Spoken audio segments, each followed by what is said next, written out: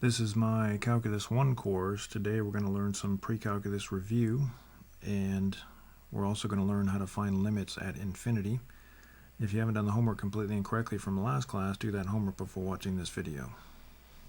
We learned sigma notation in my Precalculus course, and we need to review that today because we're going to need it in the next class. We also learned arithmetic sequences and geometric sequences in my Precalculus course. We're not going to need geometric sequences today or in the next class, but we are going to review arithmetic sequences and series. We're also going to learn formulas for special sums that we're going to talk about, and a lot of other things. So this is all going to be necessary for the next class. So first, let's review sigma notation. You can get a shot of that if you need to, but it's probably best if we just do some practice problems. Again, you learned this in my Precalculus course. This is a sum. The sigma notation indicates that we're adding terms. And so here's how this works. Notice that I equals 1 here at the bottom of the sigma notation. That means you're going to start by plugging in 1 into I, or you're going to substitute 1 for I. Then we're going to substitute 2 for I. Then we're going to substitute 3. And then 4. And then we're going to stop. And the reason we stop at 4 is because that number is above the sigma notation. That indicates where to stop. Now, you don't have to use parentheses, but I'm just going to use parentheses so you can see what each term is. So we have -4 plus -3 plus -2 plus -1. And again, you don't have to write it with parentheses here. You can write the compact notation, but I'm just using parentheses to make it clear that we're adding these terms up. So if you add those up, you get -10. And that's how it works. So you plug in 1 for I, and then you plug in 2, 3, 4, and add them up, and you're done. Okay, so let's try another one.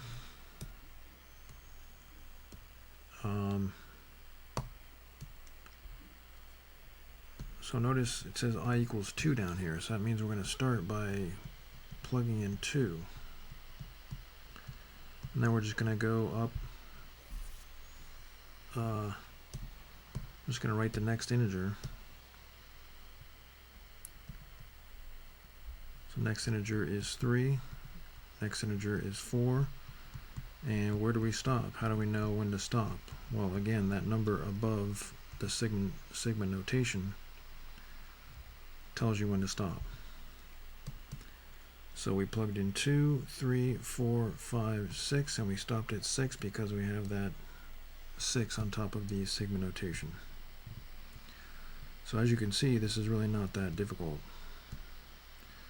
Again, we went over this in my Precalculus course. So we have 3 times 4 plus 3 times 9 plus 3 times 16 plus 3 times 25 plus 3 times 36. And don't be afraid to use your calculator here, because this is going to be a big number.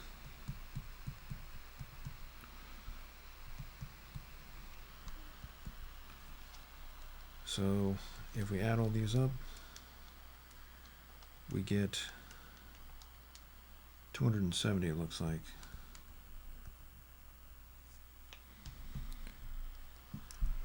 So again, this is not very difficult. It's just learning how to use the notation. Okay, let's try number 3. We'll try a couple more of these before you do one on your own. So we're plugging in 1 for I. That gives us the first term. And then we're going to plug in 2 for I. That gives us the next term. And then we're going to plug in 3 for, or excuse me, we're going to plug in 3 for I. So we only have 3 terms. Now again, remember we started with 1 on problem number 1 because it says 1 down here, so we started with 1. In this one it started with 2, so we had to start with 2. So you have to be very careful about where you're starting.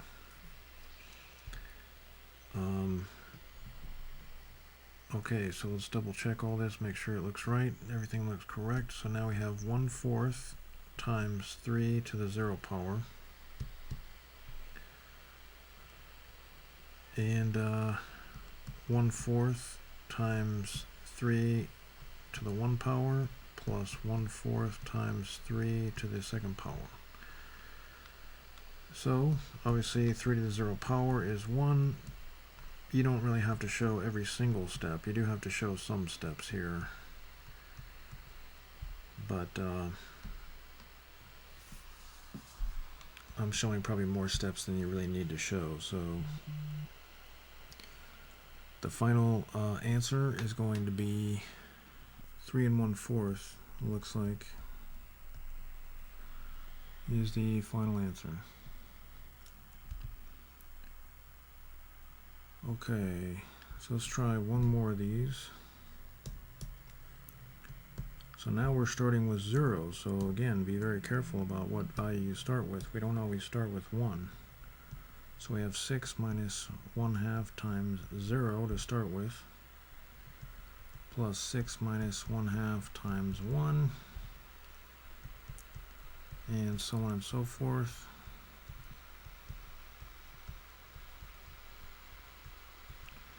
And looks like we're going to stop at 3. So we got 0, 1, 2, 3. Again, always plugging in the consecutive numbers. Okay, let's just simplify. So we have 6 minus 0 plus 6 minus 1/2 plus 6 minus 1 plus 6 minus 1.5. So if we add the 6's together, it looks like we have 24. And if we add the fractions together, looks like we have -3, and that becomes 21. Okay, so I want you to get a picture of this information. Again, we're reviewing this because we need to understand this notation for the next class. Now again, this is not the first time that you've seen this notation. You've seen it before in my Precalculus course. If you're coming from a different curriculum, different than mine, then you may not have seen this, but even if you haven't seen it, you can see that this is pretty simple stuff. It's not too bad. So for this one, we're starting at 2. So make sure you start at I equals 2. Go ahead and attempt number 5. When you come back, we'll do it together. Okay, we're back. So if you got that one right, excellent. Okay, go ahead and try number 6. I is an exponent here. Make sure you understand that it's an exponent. Now we're starting at I equals 1. So try number 6. I'm going to write this a little better. That's 4 to the I power. Try number 6. When you come back, we'll do it together. Okay, we're back. So have you got that right? Excellent. Okay, go ahead and try number 7, and when you come back we'll do it together. Alright, we're back. Okay, and we get 30. So if you got that right, excellent. Go ahead and try number 8, then when you come back we'll do it together. Okay, we're back. So if you got that right, excellent. Okay, so now we're going to do some review on arithmetic sequences and series.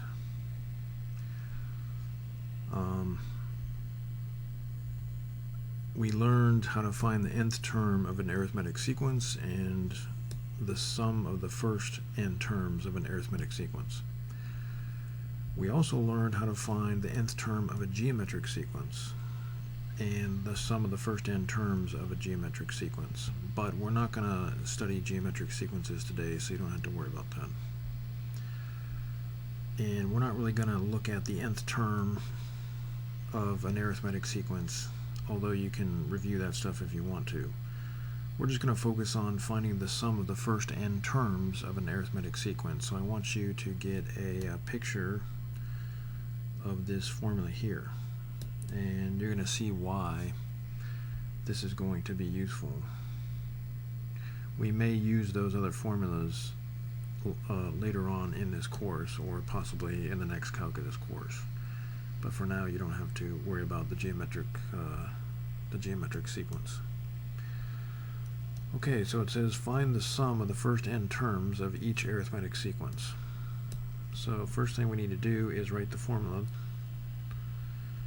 So the sum of the first n terms is equal to n divided by 2, the number of terms you're adding up divided by 2, times 2 times the first term in the sequence. The first term will be that term there, plus the common difference times the number of terms you're adding minus 1.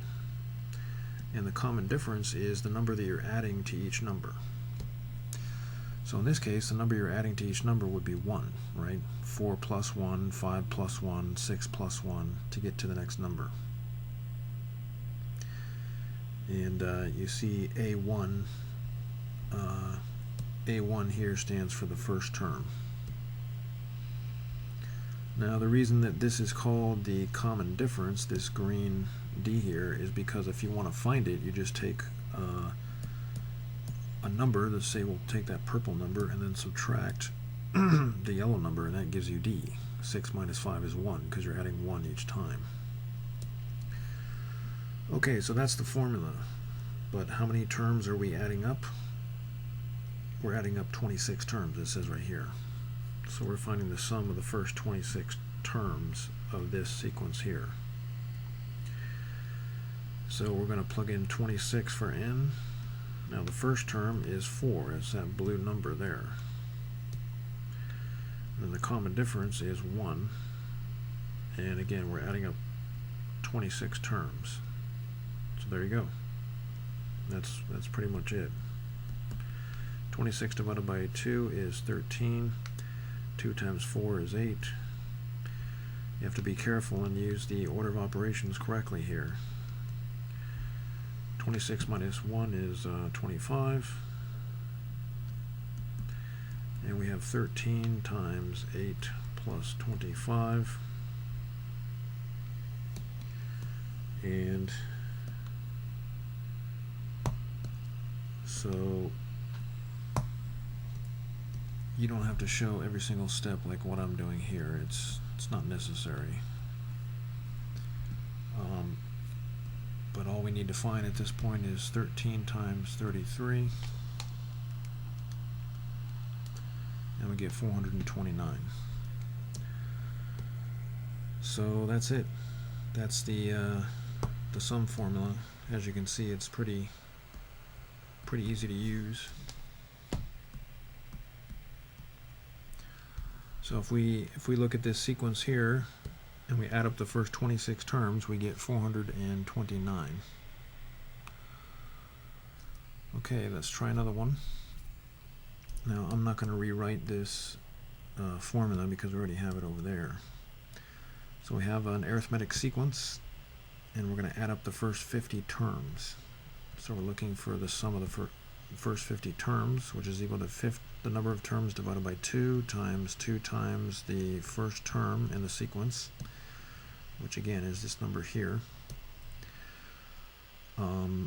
And the common difference is the number that you're adding to get to the next number. So you see how we're adding -5 to get to the next number. We just keep adding -5, adding -5. So you can write -5 times the number of terms -1. And that's it. So we have 25 times -40 minus 5 times 49.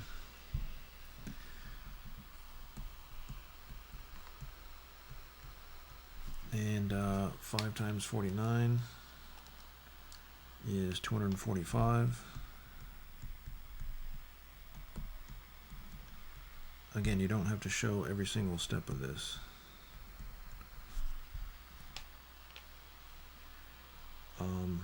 So why am I showing every single step? Well, just to help students understand how to use the order of operations. You should know pretty well how to use order of operations in mathematics, but some students, although they're not really supposed to be rusty at this point in their math education, the reality is some students might be a little rusty. Okay, so it's time for you to try. You know how to use the formula now, so I want you to try number 11. You want to use this formula up here. So try number 11. When you come back, we'll do it together. Alright, we're back. And that is equal to -99. So if you got that one right, excellent. Again, we're using this formula up here. So try number 12. When you come back, we'll do it together. Okay, we're back. 17,057. So if you got that right, excellent. Okay, so we were given a sequence, or at least the first 3 terms of a sequence, and we were told it was arithmetic, and we were told to find the sum of the first n terms. Now we're going to find an arithmetic sum, just like we did in the previous problems, but the sum is going to be written in sigma notation. So the first thing we need to do is understand that this really is an arithmetic sum. You may not really see that just by looking at the expression. If you're familiar with these expressions, then you may see it just by looking. But we need to write some of the terms out so you can see that it is an arithmetic sequence inside here. So we need to find the first term of the sum, and we also need to find the common difference. So let's plug in numbers. We're going to start with 1 because we have 1 right there. And then we have -3 times 2, -3 times 3, and so on and so forth. So we're going to keep adding terms until we get all the way to -3 times 65 minus 8. Okay, so we have -3 minus 8, minus 6 minus 8, minus 9 minus 8, and then on and on. And it's not really necessary that we calculate that. So we're going to get -11 for the first term, and -14 for the next term, and -17 for the next term, and then on and on. So now we see what the first term is, and we see the common difference. It looks like you're subtracting 3 each time. And that makes sense because we have a 3 coefficient here. So now that we have an idea of what the sum looks like, now we can go ahead and use our formula. And the reason we're going to use our formula for the sum of an arithmetic sequence is because we don't want to add 65 terms. That would take a while. So here is our here's our formula. And the purpose for this is to practice your sigma notation, but also to understand how these formulas relate to the sigma notation. So we're going to add up the first 65 terms. Now you really have to be careful, because if this said 0, then there would actually be 66 terms. Or if this said 2, there would actually be 64 terms. So you really have to be careful. But because we're starting at 1, there's actually 65 terms. And the first term is negative 11, and the common difference is negative 3. Again, 65 terms, and so there you go.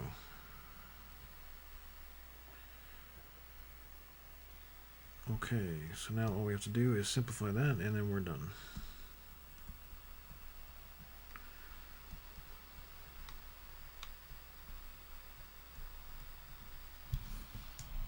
So 64 times 3 is 192.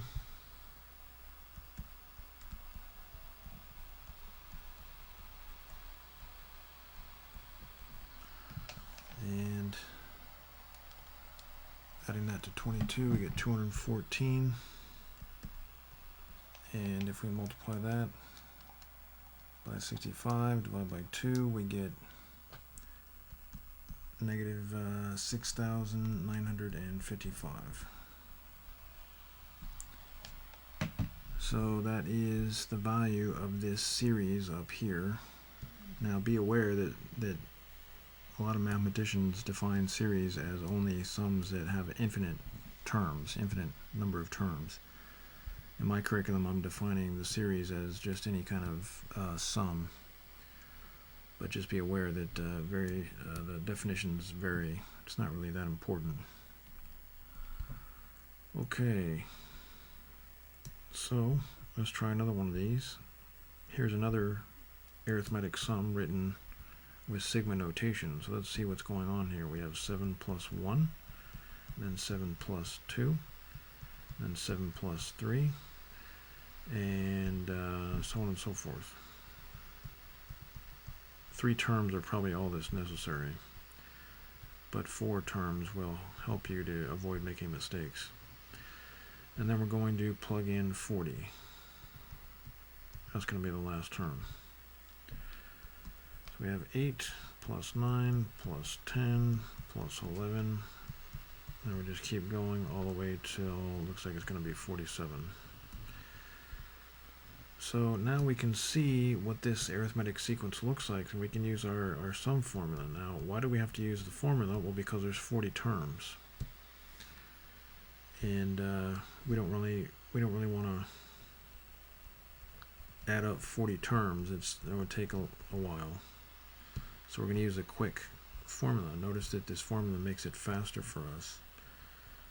And because we're starting at I equals 1, there's just going to be 40 terms. But again, if you start at I equals 0 or I equals 2 or I equals 3, then that's not going to be the case. So don't get tricked by that. We're not going to have any tricks like that at this point in my curriculum, so you don't have to worry about that. But you may see that in the future. So the common difference looks like that's 1. And again, we're adding up 40 terms. So we have 20 times 16 plus 39, and 16 plus 39 is 55.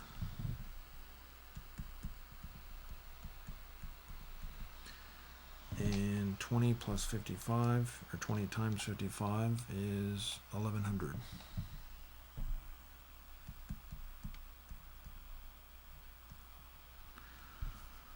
So there you go. So we're doing a lot of different things right now. We're practicing sigma notation, and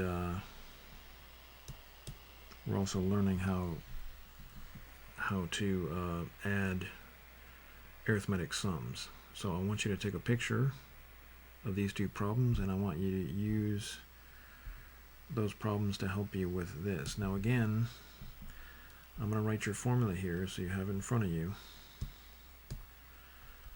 These are all arithmetic sequences, so you can use this formula. Now, if they were not arithmetic sequences, obviously you could not use this formula. If it was a geometric sequence, if it looked like this, well, you couldn't use this formula, it wouldn't work. Or if it looked like something like this, you know, that's not that's not a geometric or an arithmetic. So go ahead and try this problem. Start by writing out the first 3 or 4 terms, and find the first term, find the common difference, the number you're adding to each term, and see what you can do. Try number 15. When you come back, we'll do it together. Okay, we're back. 15,350. So there you go. If you got that right, very good. Excellent. Okay, you might want to put separation between that work and your sum formula. Might help to kind of divide up the tasks, understand where you're starting to use the formula. So try number 16. When you come back, we'll do it together. All right, we're back. 216, it looks like. So if you got that right, excellent. Okay. So far we've reviewed sigma notation. We've done quite a few problems to review sigma notation. And we reviewed how to find the sum of a lot of terms in an arithmetic sequence given the first 3 terms of the sequence, or given a sum in sigma notation. So now we're going to find an expression for the sum of the first n terms of an arithmetic sequence.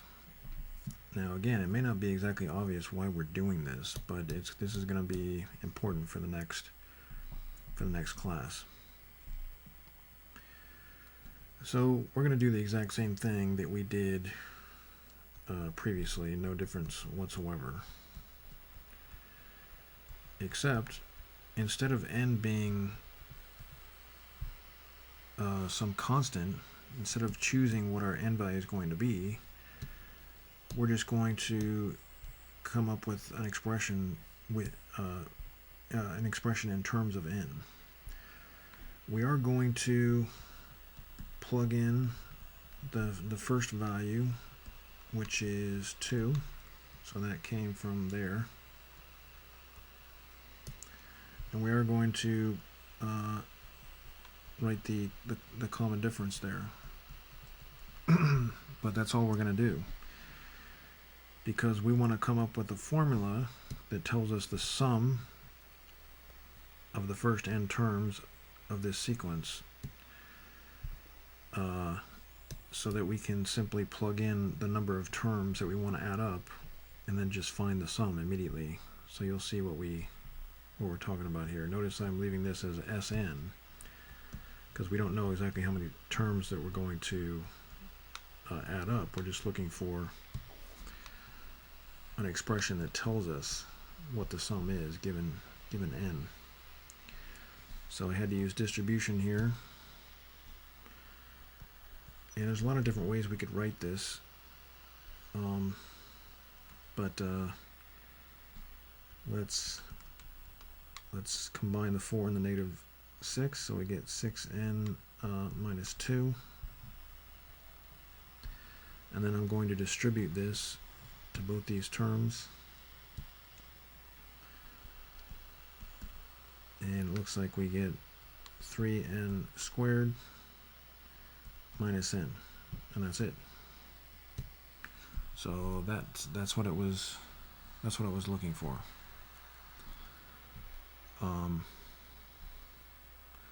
So what this means is, if you want to find the sum of this, if you want to find the sum of the first n terms of this arithmetic sequence, you can use this formula if you don't know exactly how many terms you want to add up. Let's say you want to add up the first 100 terms. The first 100 terms, then you just plug in 100 for n and you've got your sum.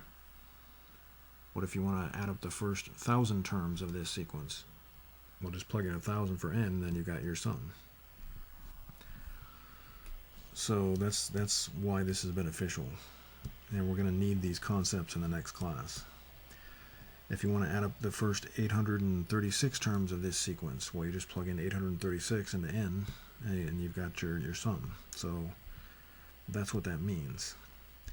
Let's do one more of these before you try one on your own. So again, I'm going to use my formula. I'm just going to rewrite that. You don't really need to rewrite it. Well, I probably should. But we don't know how many terms we're going to add up, so we just leave n as n. But we do want to write, or we do want to plug in the first term. And the common difference looks like that's going to be a negative number. Looks like we're subtracting 1/2.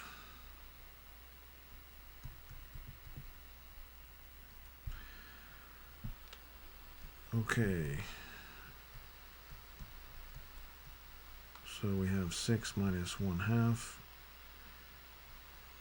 1/2 n plus 1/2. So I used distribution there, multiplied negative 1/2 into n and negative 1. And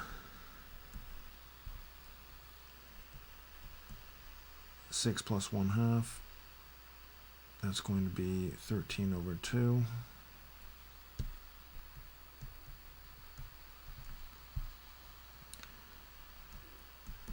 And distributing, we get 13n over 4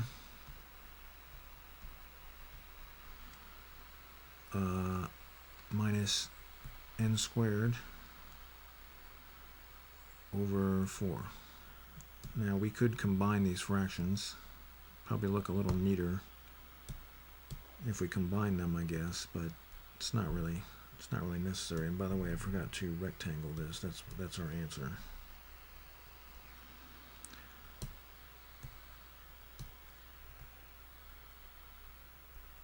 Alright, so if we want to find the first 5 terms, or excuse me, if we want to find the sum of the first 5 terms of this arithmetic sequence, plug in 5 and you got the sum.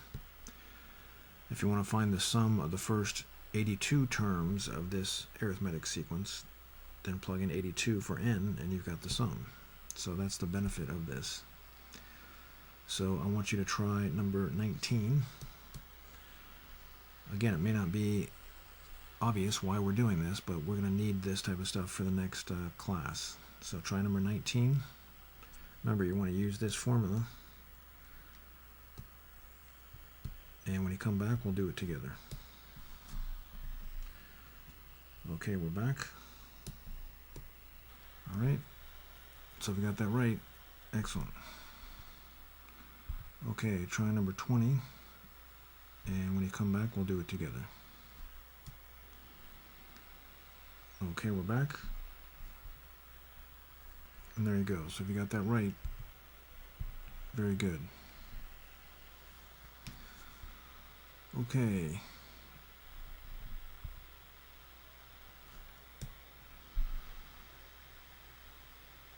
Right, so now we're going to do the same thing that we did before, but in the problems before we had the first 3 terms of an arithmetic sequence. and we were told to find the sum of the first n terms in terms of n. This is pretty much the exact same problem, except we're not given the first three terms, we're given sigma notation. So notice the n up here. Normally we just have some number like 5 or 8 or 20 or whatever, but it just says n. So like I said, this problem is asking us to convert this sigma notation into an algebraic expression in terms of n. Because if we don't know exactly how many terms we're adding up, our sum is just going to have an n inside it. So we don't see the first term, and we don't know what the common difference is. So in order to figure those things out, we have to write the we have to write maybe 3 or 4 terms out. That usually helps us to understand what's going on.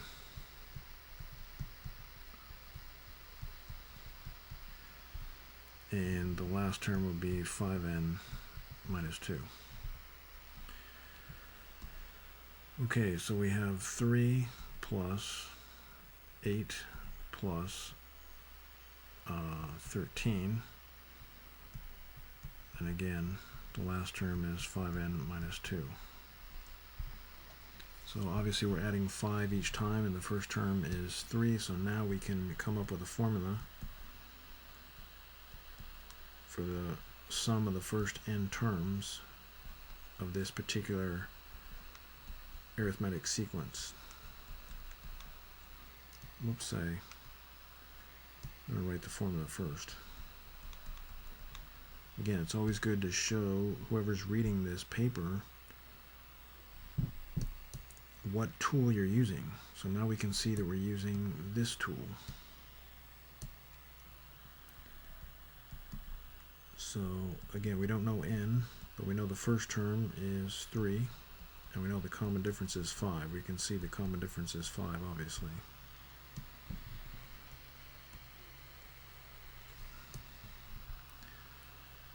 Alright, so we're pretty much done. All we have to do is just simplify that formula.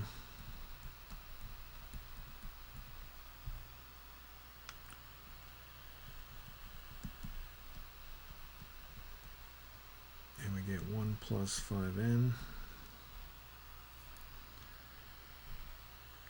then we just have to distribute the n over 2. So we have n over 2 plus 5/2 n. Actually, 5/2 n squared. Okay, so there you go. So it's the same problem that we just did. We're just starting with sigma notation rather than the first 3 terms of the sequence. And again, notice we're focusing on arithmetic sequences. Those are the sequences we really want to focus on for the next class. It's not exactly obvious why we're focusing on these types of sequences, these arithmetic sequences, but you'll see why in the next class. So again, we're going to find an expression for the sum of the first n terms of this arithmetic sequence, but we don't know because we're going to use this formula to figure out that sum, but the problem is we don't know the first term or the common difference. So we can't use the formula yet because we don't know those numbers. So let's write out some terms.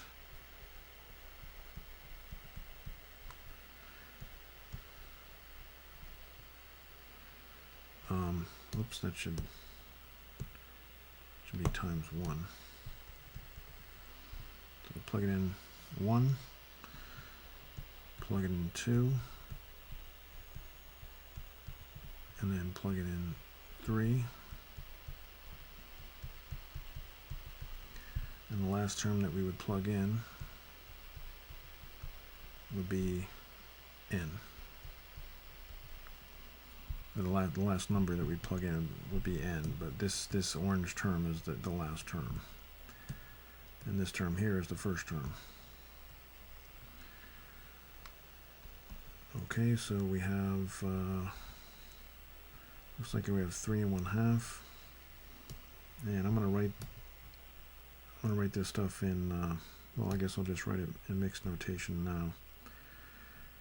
And then we have 3, and then we have 2 1/2, and so on and so forth.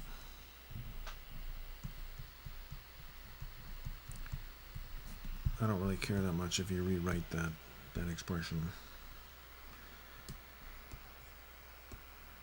We're only writing these terms out just to get a feel for what type of sequence this is, or what type of sum. Okay, so it looks like we're subtracting 1/2 from each term.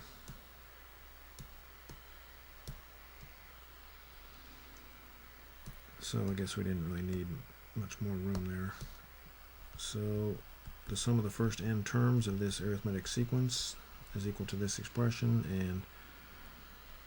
and we don't really want to plug in a mixed number because it's kind of hard to deal with mixed numbers. So I'm going to change the form of that first term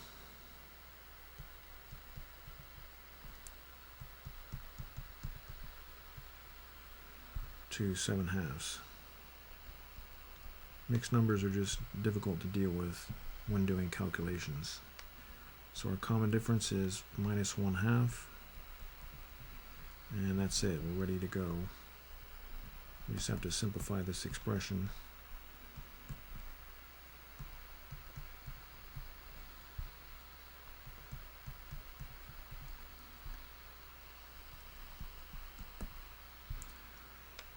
And so we have 15 over 2 minus 1/2 n.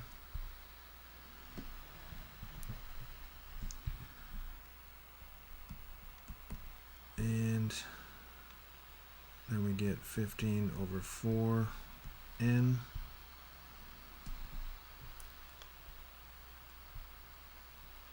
And then we get 1/4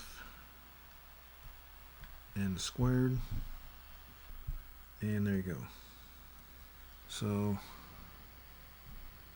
that is the sum of the first n terms of this particular sum. Notice that this sum goes to n. So I want you to get a picture of problem number 21. And again, notice that we're stopping at n, so n is going to be the last number we plug in. Also, get a picture, well, I'll just leave number 22 in the window. And you're going to use this formula, of course, but you have to write out some of the terms so we know what the first term is and the common difference and everything else. And so you're adding up the first n terms. We don't know how many terms, so you're just going to keep n in the formula because the last number is going to be n. So try number 23, and when you come back, we'll do it together. All right, we're back. So you got that right. Excellent. Okay. So I want you to get a picture of these problems and go ahead and try number 24. Again, we're looking for a formula that gives the sum of the first n terms of this arithmetic series or sequence, whatever you want to call it. I'm calling it a series because we have a sum. And again, the last number we're plugging in is n. So try number 24, see if you can remember this formula without looking up there, maybe. Try number 24, when you come back we'll do it together. Okay, we're back. And you can put these n's up in the numerators of the fractions if you want to.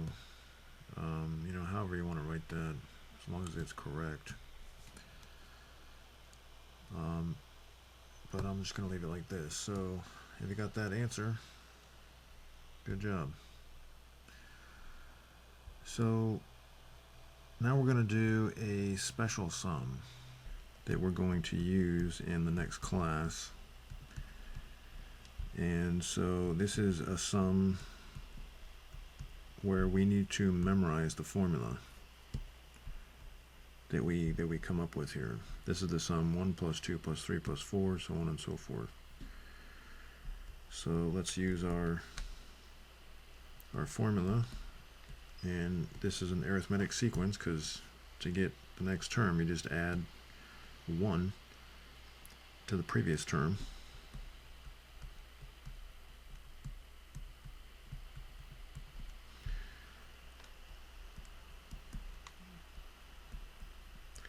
And the first term is, of course, 1. And the common difference is 1. And there you go. All we have to do is simplify that expression.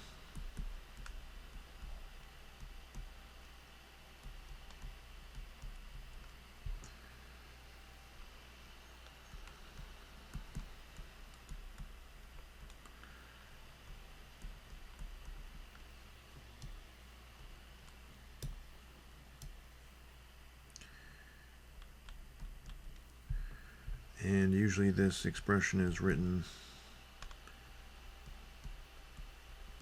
in this form.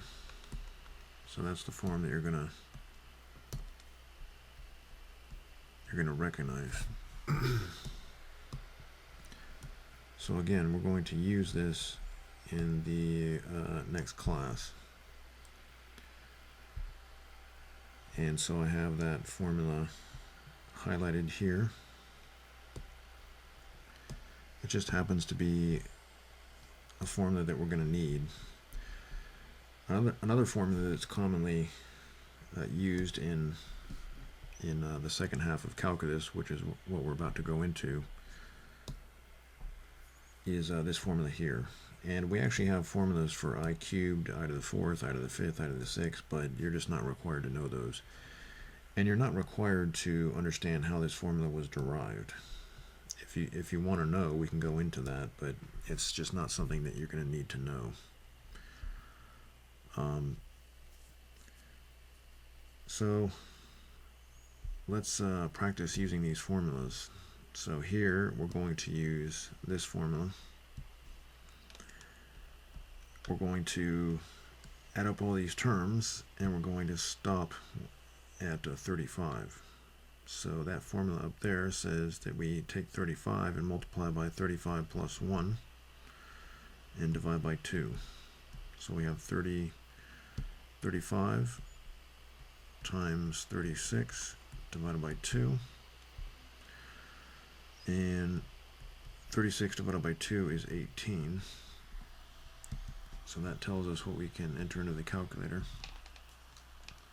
35 times 18 is 630. So now we have I squared, and we're going to add up 50 terms, so we just plug in 50 to this formula here. So we have 50 times 50 plus 1 times 2 times 50 plus 1 all over 6. Alright, so we have 50 times 51 times 100 plus 1 all over 6.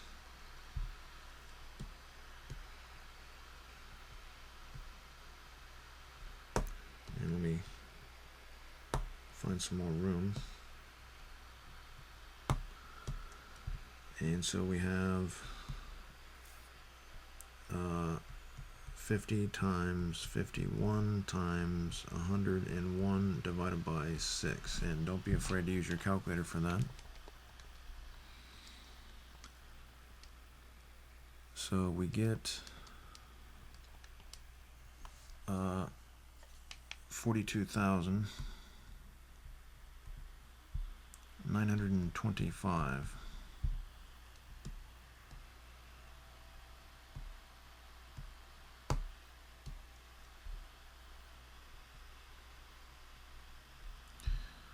Okay, so I want you to practice using those formulas.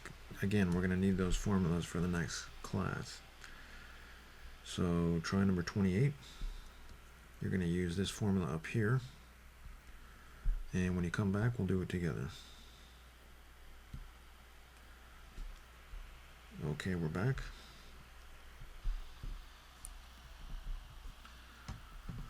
Okay, if you got that right, excellent. So now you're going to use the second formula for this one because we have I squared. So go ahead and try number 29. And when you come back, we'll do it together. All right, we're back. 3,795. So if you got that right, excellent. Now again, I know it's not exactly obvious why we're doing this. You're probably thinking, what is the purpose of this? Well, you're going to learn in the next class. So here are some basic sum rules with sigma notation. And it's important to understand that A and B in these formulas, they're functions of I. So the proper notation when you have a function of I is probably to use f of I, but that's not very common. And plus you have to deal with a lot of extra parentheses, so I just use A and B. Now C is a constant. You see this C over here? That's a constant. So we have this rule here that says that if you have some expression here and some expression here, and you're adding them inside the sigma notation, you can actually separate into two different sums. Same thing with differences. If this is a negative number, then you can just you can just subtract the sums. This formula here is really just the same as this formula, as we'll see. But this term is negative. Now this term tells you that if you have some constant multiplied by every term in the sum, then you can actually take the constant out. It's just like factoring something from a sum of a bunch of terms. And this is kind of a weird thing. That's when you just have a constant. For example, if you had something like your sigma notation, let's just say you had 15. Well, that's just a constant. So how do we interpret that?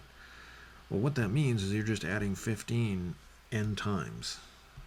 So you have 15 plus 15 plus 15 plus 15, and you have to add it n times. So if you add it n times, then obviously the sum is going to be 15 times n. If you were adding it 4 times, then it would be 15 times 4 would be the sum. If you were adding it 20 times, it would be 15 times 20 would be the sum. But we're adding it n times, so it's 15n. So that's where that formula comes from. If we're adding a constant n times, we just write it as the constant times n. So go ahead and get a picture of these rules. So these formulas are going to be useful to us in the next class. Again, I know it's not exactly obvious why. Now, if you're wondering why these formulas work, here's an example demonstrating 3 of those formulas. So let's say that you have this sigma notation here. And if you want, it's probably best to use parentheses in here just to make sure that people understand that this is all in the sigma notation. So what we're doing is we're adding this term and this term and this term, right? We learned how to do this in the previous problems. So we're just adding those terms. And the last term is, the term with n plugged in. But who's to say that we can't just collect all these 9s and write them over here as kind of a separate sum, and collect all the orange terms and put them over here? Who's to say we can't do that? And remember the commutative rule of addition. A plus B is the same thing as B plus A, right? So we can rearrange them however we want. So I just collected these, and I collected these. But if I collect these, I can write it as this expression here. And if I collect the 9s, I can write it as that expression. So there you go. We just used rule number 1. So let me write that in red. That is rule number 1 we just demonstrated. Maybe I'll write it out here. Okay. So we have a sum of two things, a purple thing and a green thing. And now we just wrote it we just separated it into two sums, the blue and the orange sum. So again, that's rule number 1. That's why that works, is we're just rearranging the terms. But notice that we have a constant here on this orange 5i. Each term is multiplied by 5. Now look at this sum here. Each number is multiplied by 5. Or we can say each term has a factor of 5. So can't we just pull that 5 out? We could pull the 5 out, factor it out, so it's multiplied by every term. And that's what we did here. We put the 5 in front of the sigma. So just to be absolutely clear what I'm doing, I can pull the 5 out, factor it out, and I'm left with the sum, like so. You see that? And I can multiply it back in to the terms. Factoring is just the opposite of multiplication. It's just dividing, but we don't call it dividing in this scenario. We call it factoring. So that was rule number 3. That was this one here. And you want to get a picture of these rules. And maybe I should write that over here just so you know that was rule number 3. Okay, and we also used rule number 4 because we're just adding 9 n times, right? So that's rule number 4. So if you're adding 9 n times, that would just be 9n. Now over here, you see this? We can use a special formula for that, and then we're done. I guess you could multiply the 5 in here, put it in there, but we don't really care that much about simplifying it for this particular problem. You could actually combine these, but that's not really the point of this. So we demonstrated rules 1, 3, and 4. That's why the rules work. So now let's get some practice. And again, I want you to get a picture of these rules. And let's just get a little bit of practice, because again, you're going to see this in the next class. And when you see this, I don't want you to get all nervous and think that you've never seen this before. So we're going to use rule number 1. That tells us that we can separate into two different sums.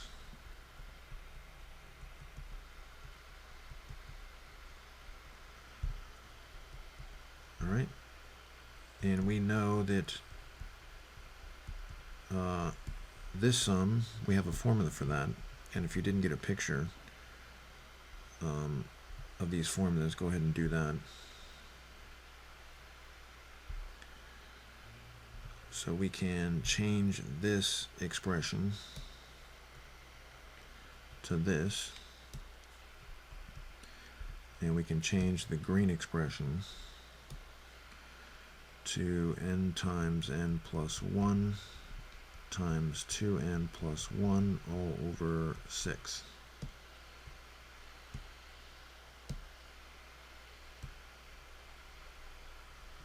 Alright.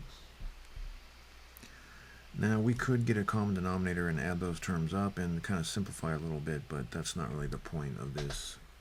We're not going to waste a lot of time doing that right now. So here we can use rule number 3.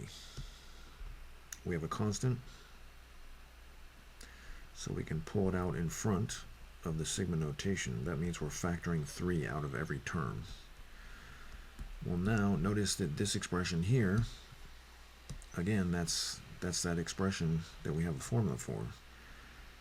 That's n times n plus 1 over 2. And if you want to, you can put that 3 in the numerator, but I don't really care.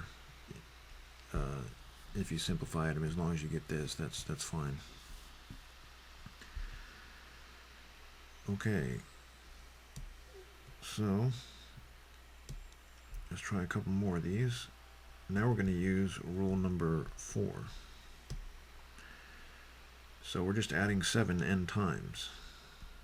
Rule number 4 tells us that, well, I guess we don't need to write sigma notation. We can just write 7n and we're done. So that's rule number 4. Okay, and now we're going to use rule number 2, because we have a difference, we're subtracting.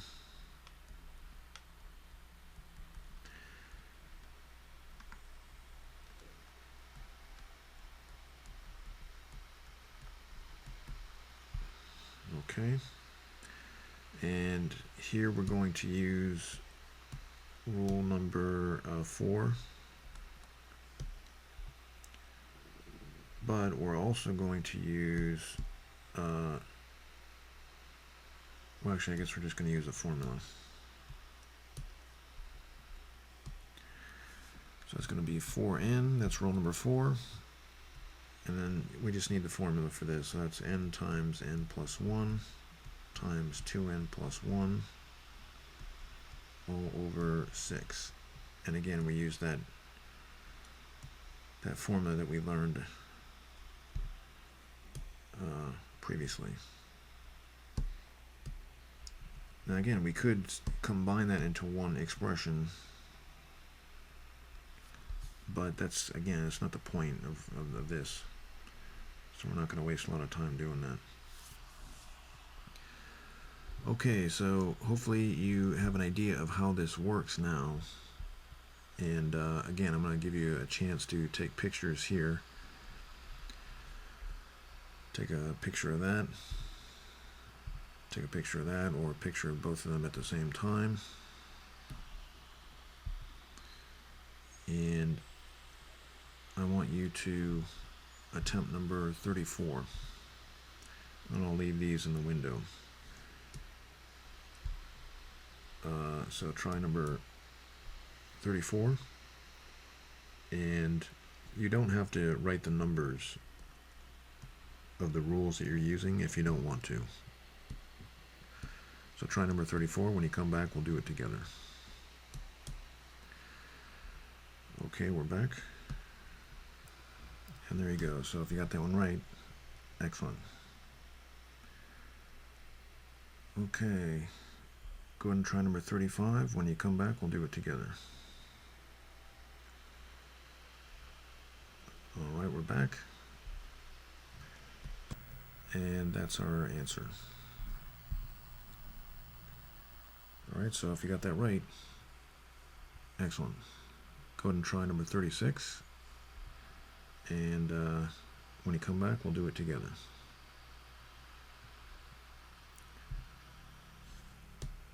Okay, we're back.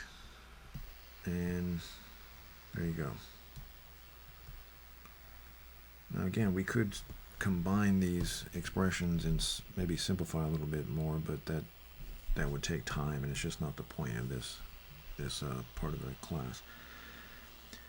Okay, so we have one last one that I'd like you to try. This is one with 3 terms. So see if you can really test your knowledge of how to use this sigma notation. So try number 37, and when you come back, we'll do it together. Okay, we're back. But again, I don't really care that much if you simplify it to that. Okay, if you got that right, excellent. So now we're going to review some long division. So we're reviewing a lot of different things. Long division of polynomials. So this is not really that important right now in the calculus curriculum, but we're just reviewing this a little bit just so you remember exactly how long division works, because we're going to mention this in a little bit. So I can't divide using long division. I can't do it unless I write these terms in descending order of powers, and these terms as well in descending order of powers. So let's double check everything. Everything looks right. So now recall the way that we do this is we ask x times what is equal to negative 2x to the third power. And the answer is negative 2x squared.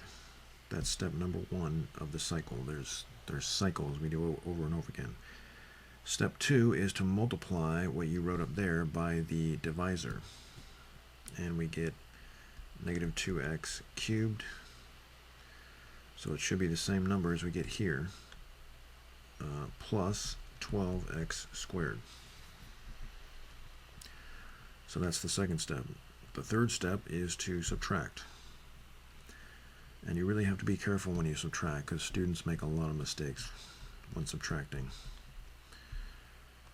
So we subtract and we get the following. You're subtracting nothing from these terms, so you just rewrite them. Okay, so now we're done with step number 3 of the cycle, and we start the cycle over again.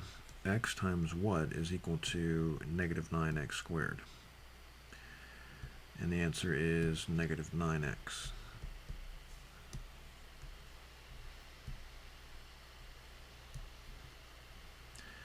That's step number 1. Step number 2, multiply negative 9x by the divisor.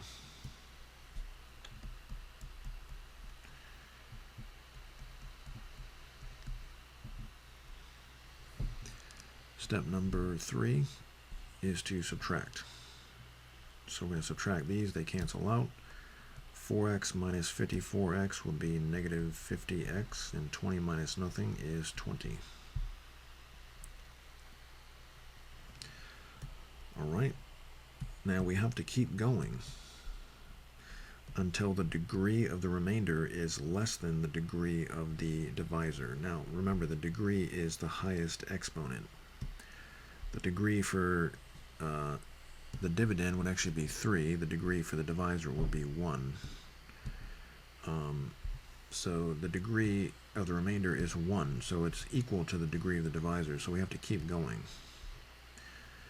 So we're going to start over. Again, we did 3 steps. Figure out what to put up here. Step number 1, then step number 2 is to multiply. Step number 3 is to subtract. So now we're going to start those 3 steps over again. X times what is equal to negative 50x? Obviously that would be negative 50. That's step number 1. Step number 2 is to multiply negative 50 by x minus 6. And we get negative 50x plus 300. That was step number 2. Now step number 3 is to subtract. These cancel out, and we've got, looks like, negative 280. Okay. So now we have to write the answer. The answer is this up here, negative 2x squared minus 9x minus 50 minus the remainder, that's this number down here, divided by the divisor, which is that expression there, x minus 6. So that's it. That's how we use long division. So we learned this in my pre-calculus course. So we're just doing a little bit of a review. All right, so let's try another one like that. So we have to write in descending order of powers.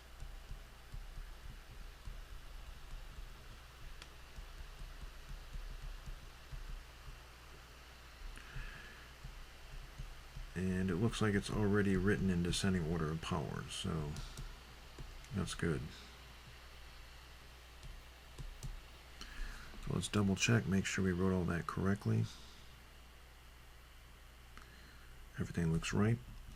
So step number 1, 3x to the 4th power times what is equal to 3x to the 4th power? Well, that would just be 1.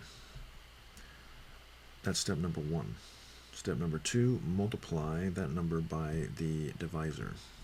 And of course, we just get the same number, or same polynomial.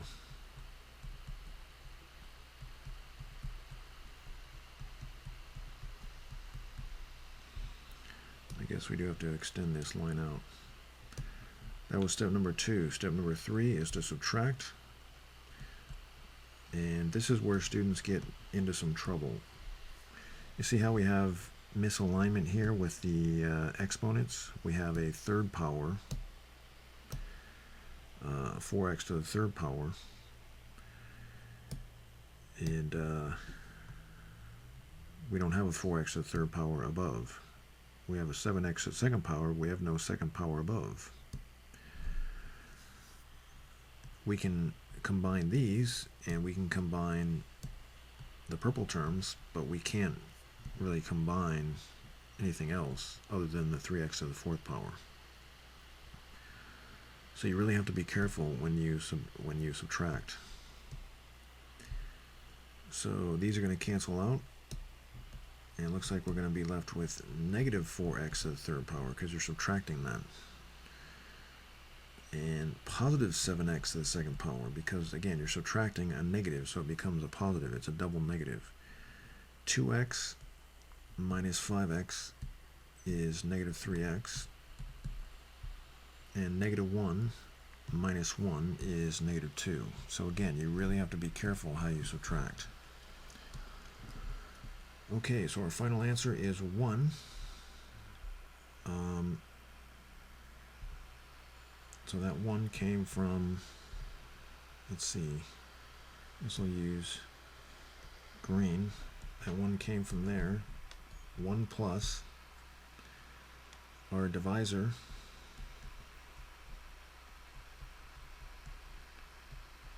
Our divisor is,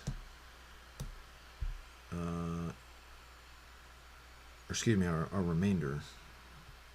That's our remainder. 1 plus our remainder over the divisor.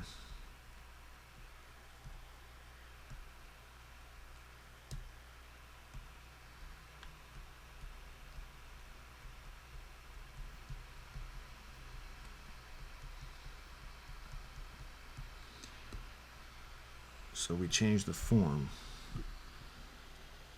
And this is going to be useful, like I said, in what we're about to do. So this is just some review on dividing polynomials.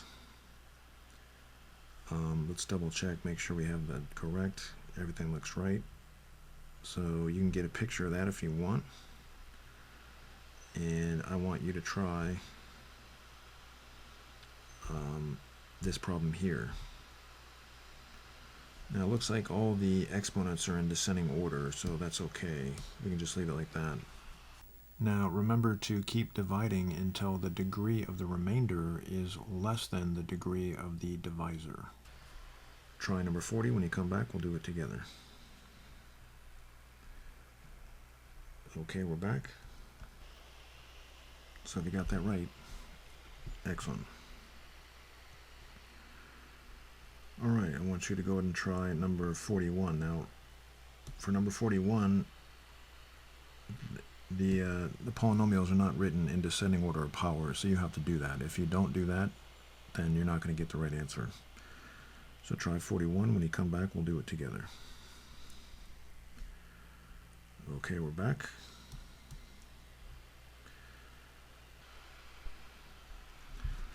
All right. So, if you got that right, excellent. So the reason that we reviewed long division is that it's going to help us understand this review on rational functions. So in my precalculus course, we graphed rational functions like this.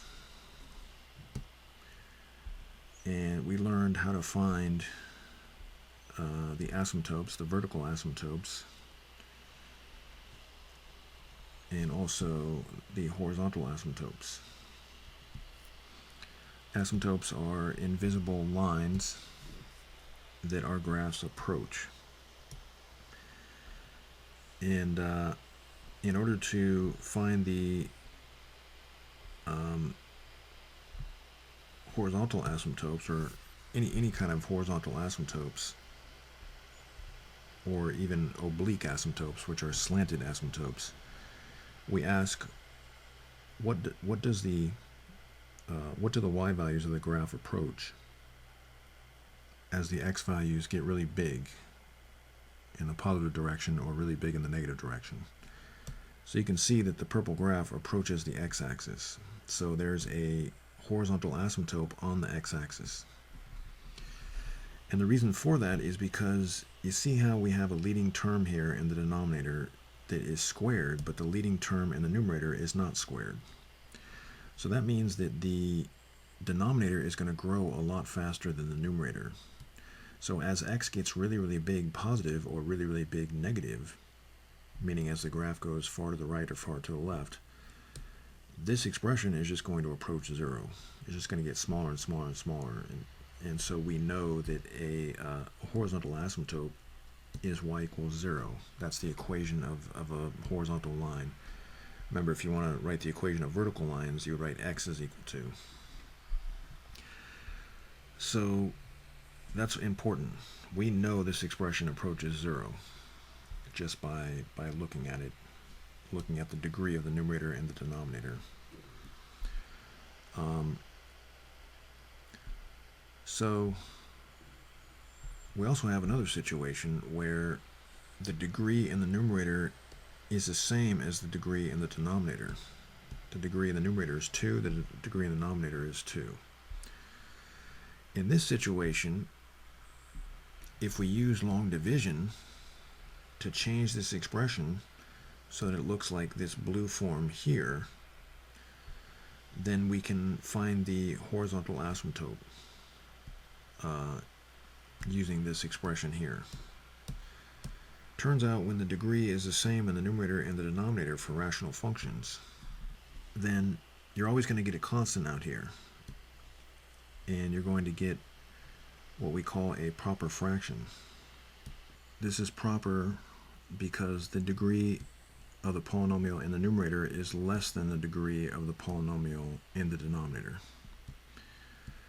And just as in the previous problem, we saw an expression like this, and we figured out that this expression would approach 0 as x gets really big positive or really big negative, because the denominator grows a lot faster than the numerator. So this entire expression would just approach 0, which means that the graph, the y values of the graph, which are f of x, would get really close to 2. They would just keep approaching 2. So if you look at the graph, you can see that we have a horizontal asymptote at y is equal to 2. So dividing helps us to see what the horizontal asymptote is going to be. It's going to be 2. So that's a situation where you have degrees in the numerator and the denominator which are equal to each other. But notice that if you just divided this coefficient by the yellow coefficient, you would get 2. 2 divided by 1 is 2. Turns out we can do that. And we're going to get to that a little later on. Now here we have a situation where the degree in the numerator is higher than the degree in the denominator. In that situation, if we divide using long division, we get this expression. So we change the form of the purple expression into the yellow expression. Now, as x gets really big positive or really big negative, this expression is going to approach 0 because the numerator doesn't even change. But if x gets really big, that means the denominator is going to get really big. And if the numerator doesn't change, that means this entire fraction is going to approach 0. So as x gets really, really big positive or really, really big negative, this is not going to really count anymore, and you're just going to have a graph that gets really close to negative x minus 2, which is what we call an oblique asymptote. That's a slanted asymptote. So in that situation, we don't have a horizontal asymptote, we have a slanted asymptote. So we learned this in my pre-calculus course. And obviously we learned how to find x-intercepts and y-intercepts and vertical asymptotes and so on and so forth, but we're not going to spend time doing that. I just wanted you to be reminded of how we found horizontal asymptotes because it's going to be useful. Now, if you want definitions of rational functions, we've got a definition there, and remember we have these terms. Proper form of a rational function is when the degree of the numerator is less than the degree of the denominator. So that's proper form. A rational function is in lowest terms when the numerator and denominator don't have any common factors. And improper form is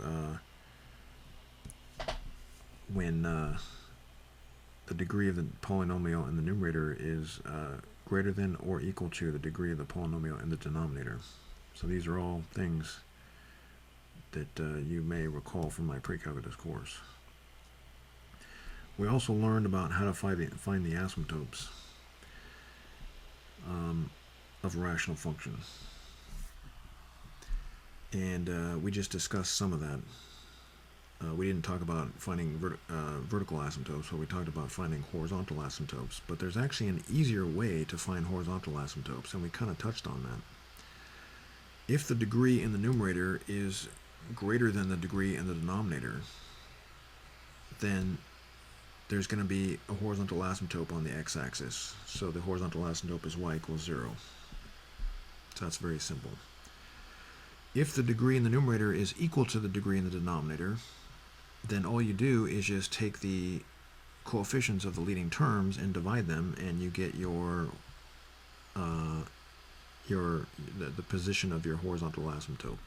So this would have a horizontal asymptote at negative 3/8, 1, and 2. So that's a lot faster than trying to divide. Normally what we would do is we would divide these using long division, but we have a shortcut. If the degree is the same on the top and the bottom, then we just divide these and we get our horizontal asymptote. Now, why do we care about that? Well, you're going to find out in a minute. Now, if we have the situation where the degree in the numerator is higher than the degree in the denominator, then you get all kinds of weird stuff like oblique asymptotes. Now, technically an asymptote is a line, but I'm just calling these curved asymptotes because you get situations where you have an invisible curve that your actual curve is approaching. So I'm calling those asymptote curves. So again, I know you're wondering, why are we doing this? What's the point? Well, we're about to learn a very quick way of finding asymptotes. So here, the degree in the numerator is equal to the degree in the denominator. Remember, if you don't see a power, it's assumed to be 1, right? So what we do is we just divide the coefficients. 1 divided by 1 is 1. The coefficients are not seen because we don't write them, but that's how you do that. Okay, and I'm just going to keep that marked there. And maybe I should write 1 divided by 1 just so you can see how we did that. Alright. And over here, we have a degree in the numerator is smaller than the degree in the denominator. So y equals 0 is the horizontal asymptote. Very easy. Now here we have a situation, and that's always true when the degree in the numerator is less than the degree in the denominator. Here we have a situation where the degree in the numerator is higher than the degree in the denominator. So there's no horizontal asymptotes. There might be an oblique asymptote. In fact, there is an oblique asymptote, a slanted asymptote. But this problem is only asking for horizontal asymptotes. Now here, the degree in the top and the bottom are the same, so we just divide the coefficients of the leading terms. So the horizontal asymptote is 4/3.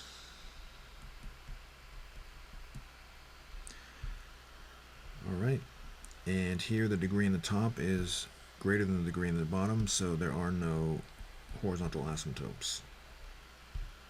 There might be a curved asymptote, but no horizontal.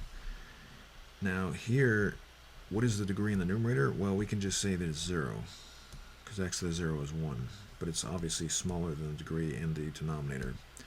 So in that situation, the horizontal asymptote is always 0.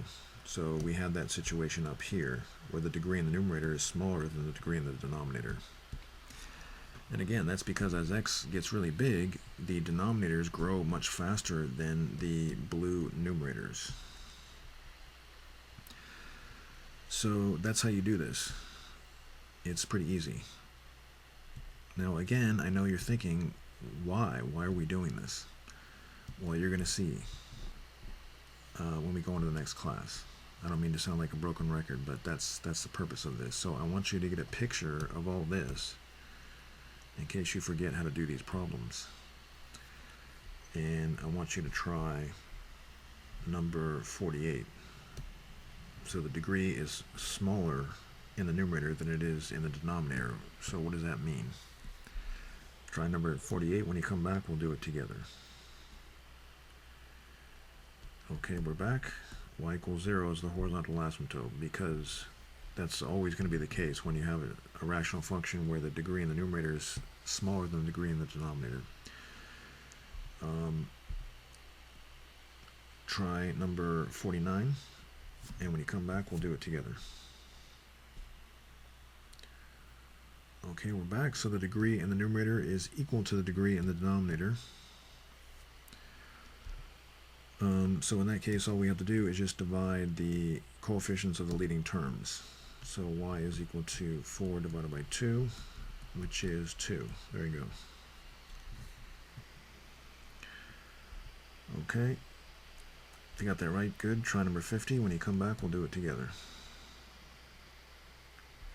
Alright, we're back.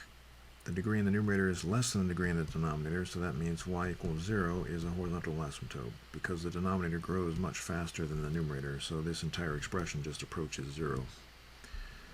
So if you got that right, excellent. Try number 51, and when you come back, we'll do it together. Okay, we're back. The degree in the numerator is higher than the degree in the denominator, so that means there are no horizontal asymptotes. There might be a slanted asymptote. In this case, there actually is a slanted asymptote, but there are no horizontal asymptotes. So, none. If you got that right, good. Try number 52. When you come back, we'll do it together. Alright, we're back. So the degree in the numerator, again, is bigger than the degree in the denominator. So there are no horizontal asymptotes. If you got that right, excellent. Try number 53. When you come back, we'll do it together. Okay, we're back. So the degree in the numerator is equal to the degree in the denominator. So what we have to do is just divide the coefficients of the leading terms. And there you go. That's our equation of the horizontal asymptote. So if you got that right, excellent. So the reason for going into all this stuff about rational functions was to prepare you for what we call limits at infinity. When you have a limit at infinity, we have a little infinity symbol down here, and we say x approaches infinity. So remember, we talked about limits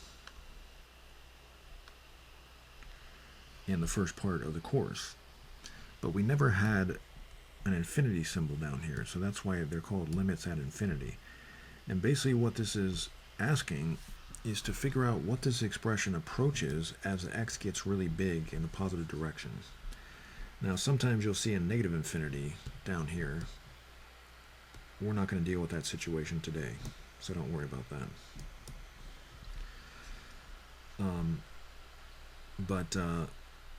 We're just talking about positive infinity. So as x gets really big in the positive direction, what happens to this expression? Well, we just figured that out. It's the same problem that we encounter when we're trying to look for horizontal asymptotes. It's just, it's this information here. So that's what you use to figure this stuff out. So the degree in the numerator is smaller than the degree in the denominator.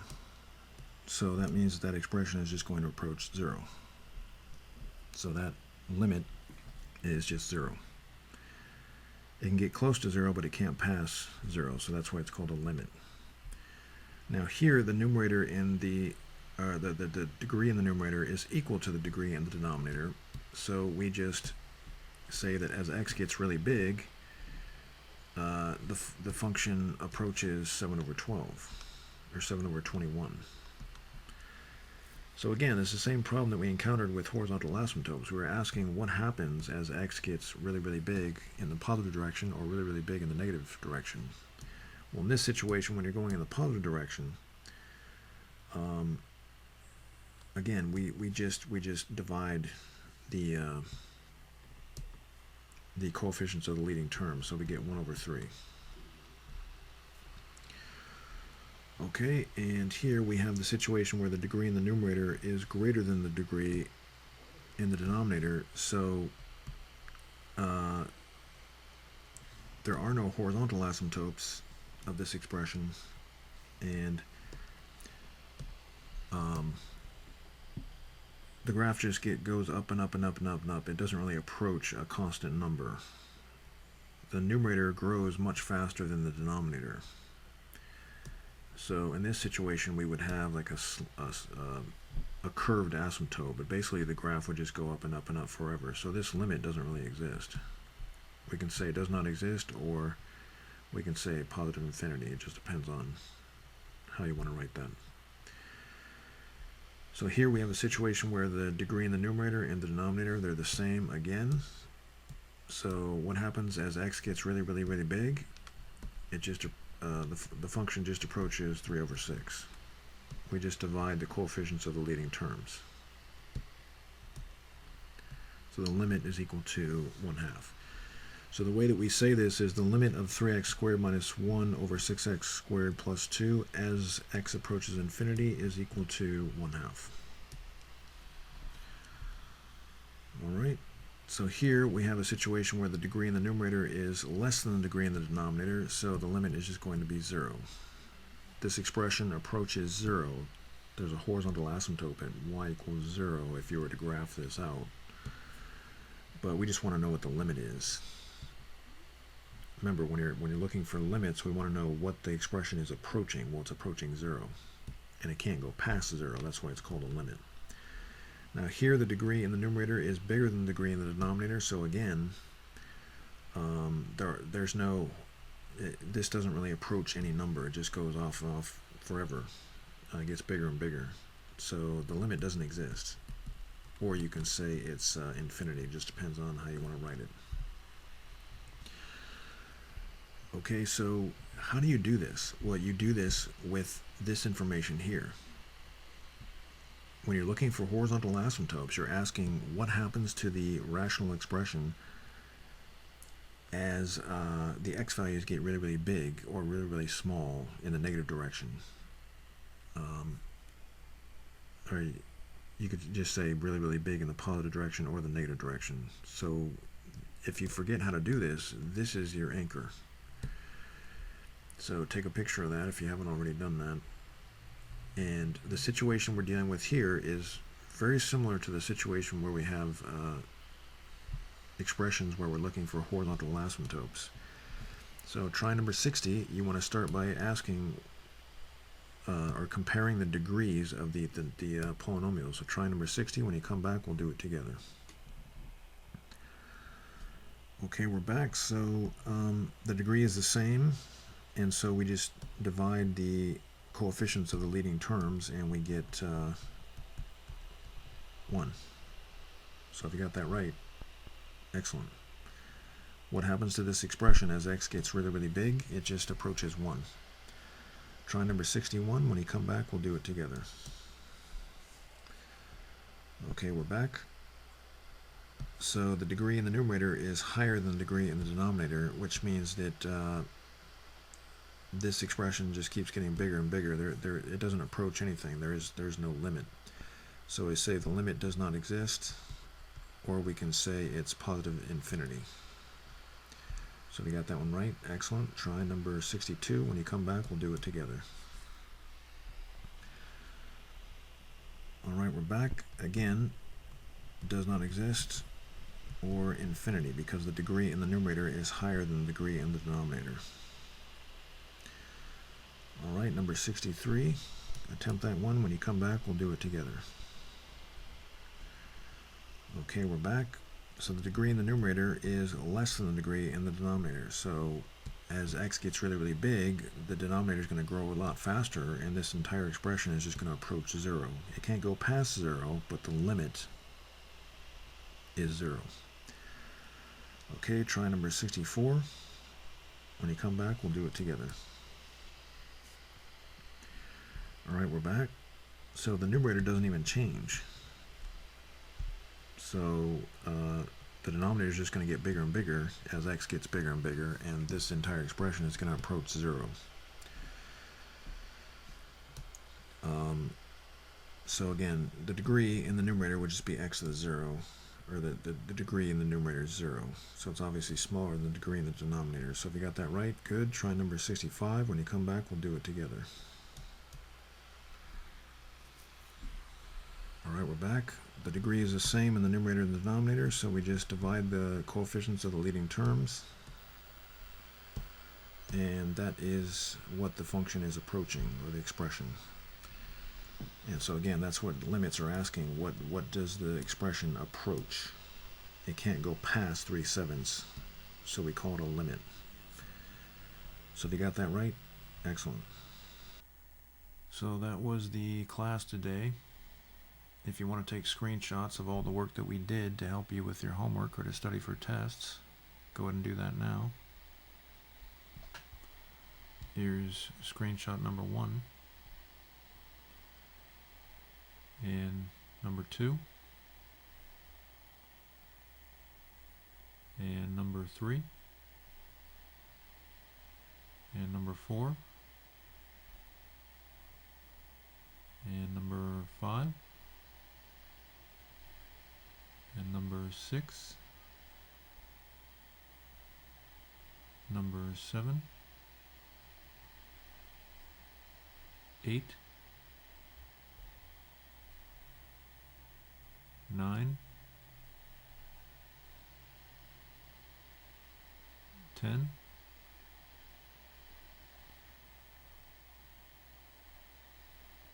11, 12,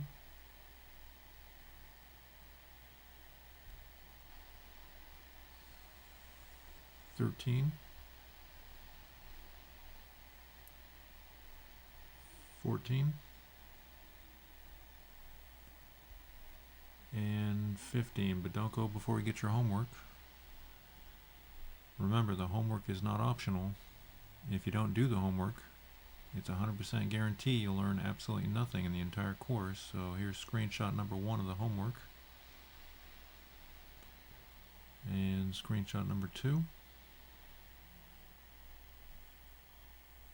And number 3. And 4. And 5. And 6. Also, you have the answers to the homework at the right, so be sure to check every single answer. And if your answer is in a slightly different form, don't give up. See if you can change the form so that it looks like one of the answers over here. It should be fairly obvious how to change the form, but most of your answers are probably going to be exactly like what you see in the right. So get that homework done, and I'll look forward to seeing you in the next class.